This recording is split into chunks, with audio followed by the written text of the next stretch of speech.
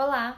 Eu resolvi gravar esse vídeo para falar um pouquinho do que é nutrigenética e nutrigenômica. Afinal, as pessoas falam por aí que o que a gente come é capaz de influenciar na expressão dos nossos genes. Será que isso é mesmo verdade? Então, só para contextualizar, isso aqui é uma célula. Nós temos várias células dessa no nosso corpo e no núcleo dela encontramos a tão famosa molécula de DNA. Essa é a molécula de DNA, conhecida por sua estrutura tridimensional, composta por uma cadeia de nucleotídeos que se complementam. E o que são nucleotídeos? Basicamente é a adição de um grupo fosfato, uma base nitrogenada e um açúcar, que no caso do DNA é a desoxirribose.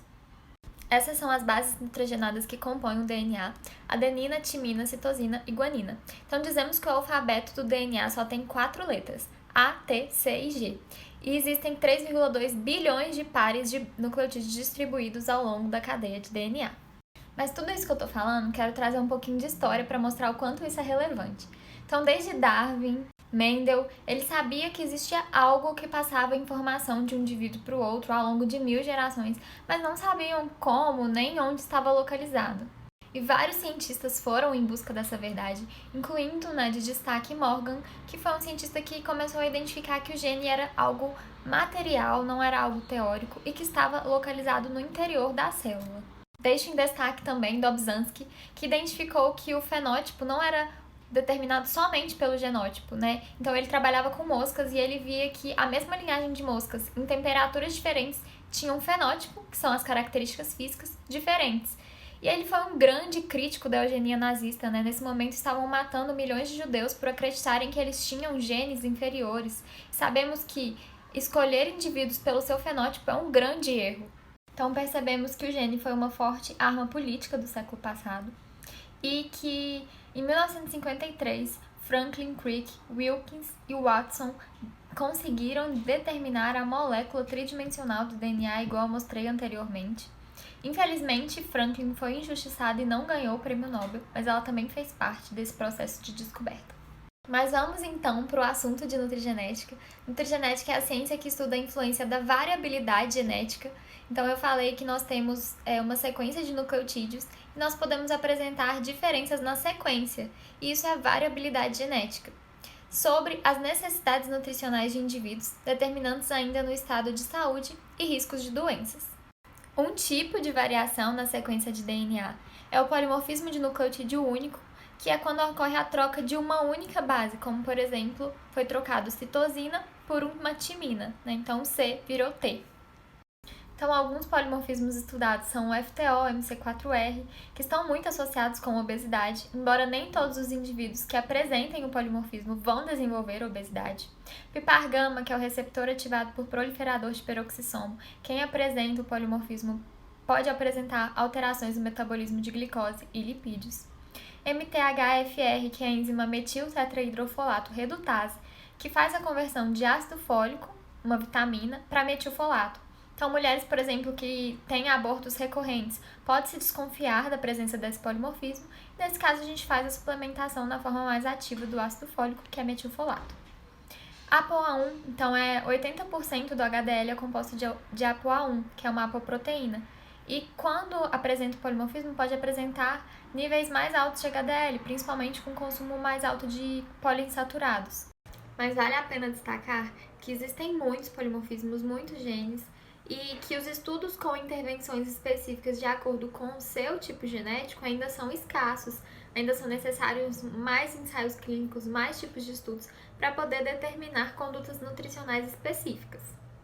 Mas até agora eu falei de condutas de acordo com o seu perfil genético. Mas e a alimentação, de fato, pode influenciar na expressão gênica? Então, a ciência que estuda isso é a nutrigenômica, que pode ser definida como o estudo das interações dos componentes dietéticos com as consequentes alterações nas proteínas e outros metabólitos que afetam a expressão gênica.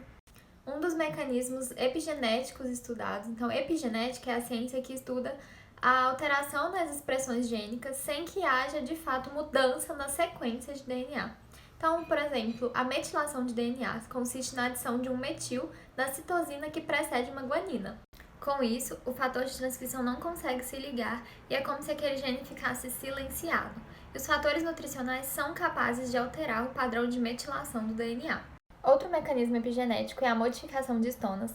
Então eu falei para vocês que o DNA é uma molécula muito grande. Para caber dentro da célula, precisa estar muito empacotado. Proteínas chamadas estonas fazem esse empacotamento, e esse complexo de DNA e estona é chamado de cromatina.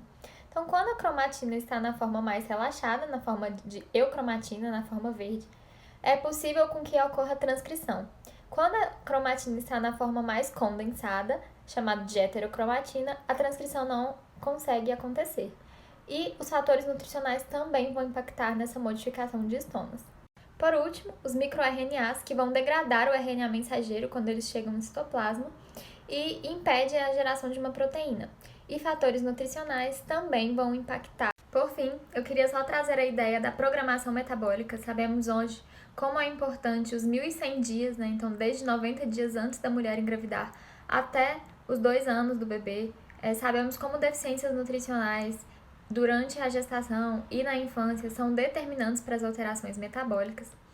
E essas ideias começaram a surgir na época da Segunda Guerra, quando mulheres que estavam subnutridas e que estavam grávidas deram à luz a recém-nascidos de baixo peso, e esses recém-nascidos, quando se tornaram adultos, tiveram maior probabilidade de desenvolver doenças metabólicas. Sabemos hoje que as doenças metabólicas são resultados de uma programação fetal, de fatores ambientais, o que você come e deixa de comer, o exercício que você faz e deixa de fazer, o próprio processo de envelhecimento, e que existe uma herança epigenética. Então, o que a gente faz impacta na saúde dos nossos netos. Para concluir, tem essa frase que eu gosto muito que diz: a genética está para o século XXI, como a física esteve para o século XX. E eu aposto muito nisso, né? Assim como tivemos grandes descobertas da física no século XX, acredito que no século XXI teremos grandes descobertas na área de genética. Se pensarmos que o projeto Genoma foi concluído somente em 2003, foi muito recente. Então, eu aposto muito nessa ciência e é uma ciência de se apaixonar.